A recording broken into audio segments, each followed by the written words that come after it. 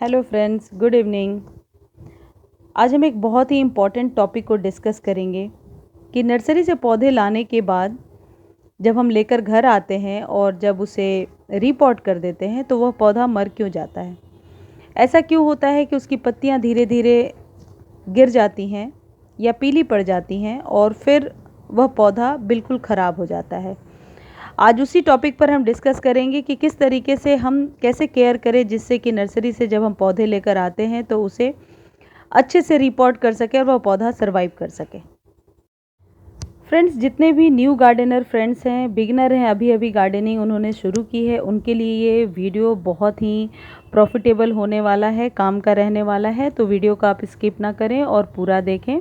और यदि आपको कुछ काम की जानकारी इसमें नज़र आती है तो चैनल को सब्सक्राइब भी कर लें। फ्रेंड्स, जब कभी हम पौधा लेकर घर पे आते हैं तो धीरे धीरे उसकी पत्तियां पीली पड़ने लगती हैं और हम खाद वगैरह भी बराबर डालते हैं, लेकिन फिर भी क्या कारण है कि हमारा पौधा ख़राब हो जाता है। आज मेनली इसी बात पर हम डिस्कस करेंगे।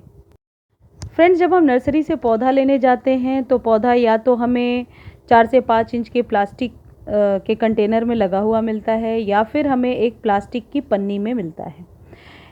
वो पौधा लेकर हम घर आते हैं। अब ये गुड़हल का पौधा है जो मैंने कल ही परचेज़ किया है, लेकिन जब कभी भी हम पौधा लेकर घर आते हैं तुरंत उसे रीपॉट नहीं करना चाहिए। उसे अपने बालकनी गार्डन के इन्वायरमेंट में थोड़ी देर, या जो भी आपके पास जो भी इन्वायरमेंट है, रूफटॉप गार्डन है या जहाँ कहीं भी, वहाँ के इन्वायरमेंट में सेटल डाउन होने के लिए 1 या 2 दिनों के लिए ज़रूर छोड़ देना चाहिए। ऐसा कभी नहीं करना चाहिए कि पौधा लेकर आए और उसी वक्त उसे रिपोर्ट करना स्टार्ट कर दिया।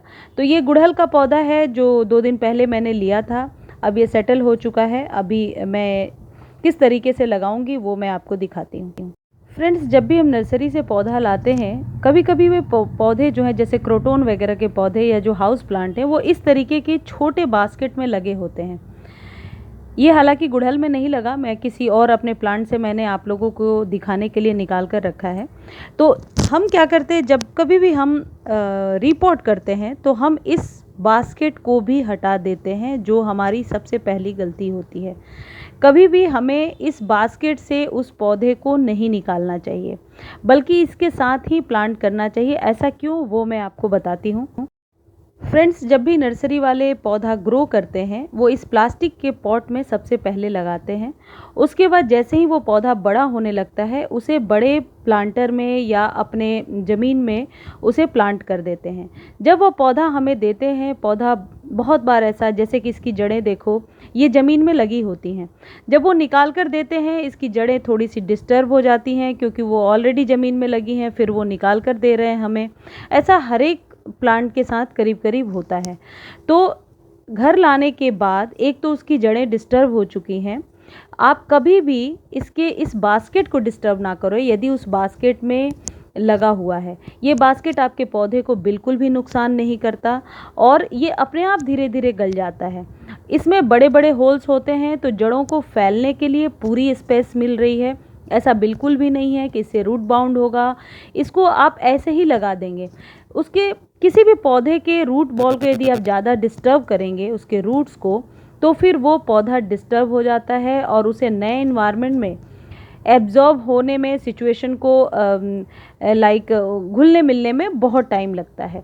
इसलिए पहले तो ये जो चिकनी मिट्टी है जिसमें कि गार्डनर आपको नर्सरी से जब आप लेकर आते हो तो वो पौधा देते हैं, सबसे पहले आप ये चिकनी मिट्टी और ये जो खरपतवार जो उसके साइड में उगाते हैं, गार्डनर तो आपको ऐसे ही दे देता है, वो सारे पहले हटा दो।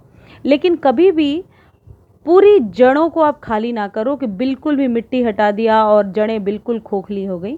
ऐसा बिल्कुल भी नहीं करना चाहिए। तो पहली बात तो ये हो गई कि प्लास्टिक का जो पॉट है इसे हटाने की कोई ज़रूरत नहीं है।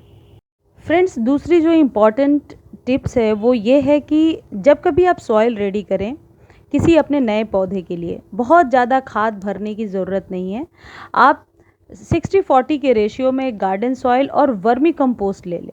वर्मी कंपोस्ट से जड़ें जल्दी डेवलप होती हैं और हमेशा मिट्टी को पोरस बनाने की कोशिश करें। ये जो चिकनी मिट्टी है इसको इसलिए ही हटाई गई है ताकि ये मिट्टी जो है जाकर चिपक न जाए, और मिट्टी को हमेशा पोरस बनाने की कोशिश करें। पोरस मिट्टी होती है तो ऑक्सीजन नीचे तक जाएगा, पानी नीचे तक जाएगा, और पानी कभी भी स्टैंड नहीं होगा, खड़ा नहीं होगा।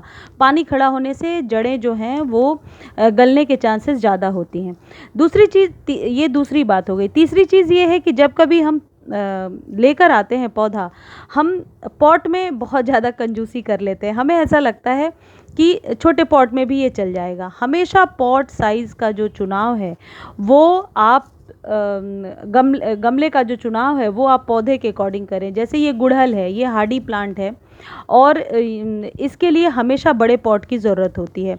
तो ऐसे किसी भी प्लांट के लिए आप 12 से 13 इंच से ज़्यादा के ही पॉट लें। जब कभी भी आप कोई भी प्लांट लगाते हैं, वो परमानेंट प्लांट है यदि, तो उसके लिए हमेशा बड़े पॉट का चुनाव करें।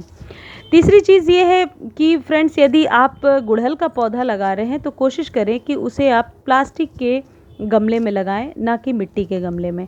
मिट्टी के गमले में लगाने से वैसे तो कोई नुकसान नहीं है, लेकिन क्या होता है कि उसके जो पार्टिकल्स हैं वो मिट्टी में मिलते जाते हैं और मिट्टी जो है वो अल्कालाइन हो जाती है, बजाय इसके कि एसिडिक रहे। और गुड़हल को ग्रो करने के लिए एसिडिक सॉइल चाहिए। तो ये इम्पॉर्टेंट बात आप ज़रूर जब कभी किसी भी अपने पौधे को प्लांट करें तो इन बातों का ख्याल ज़रूर रखें कि पॉट साइज़ कैसा हो, वाटरिंग कितनी चाहिए, सनलाइट कितनी चाहिए, और इसको किस तरीके से लगाया जाए। ऐसा नहीं है कि बहुत सारे खाद को दे देने से आपका पौधा सरवाइव कर लेगा। मैंने ये प्लांट कर दिया है प्लास्टिक के एक 12 इंच से ज़्यादा ही बड़ी पॉट है, लेकिन बहुत ज़्यादा वाटरिंग मैं नहीं कर रही हूँ। हमेशा प्लांटेशन करने के बाद जब कभी आप गमले में इसे रीपॉट कर देते हैं, बहुत ही अच्छे से वाटरिंग कीजिए। मैं ये तो नहीं बोलूँगी कि पानी नीचे से निकल जाए, क्योंकि उसके साथ आप खाद भी निकल जाता है, लेकिन 2-3 बूंद भी नीचे से यदि पानी गिरने लगा, मीन्स कि जड़ों तक पानी पहुंच चुका है। जैसा कि मेरे प्लांट में आपको दिख रहा है, गमले के नीचे थोड़ी बहुत पानी आ गई है। बहुत ज़्यादा पानी इसलिए नहीं डाल रही हूँ क्योंकि अभी तुरंत बारिश होने वाली है। आपको पता है बरसातों में तो कटिंग लगाना भी ईजी है। ये जो भी पीले पत्ते हैं इन्हें हटाना कभी भी ना भूलें। Thank you friends.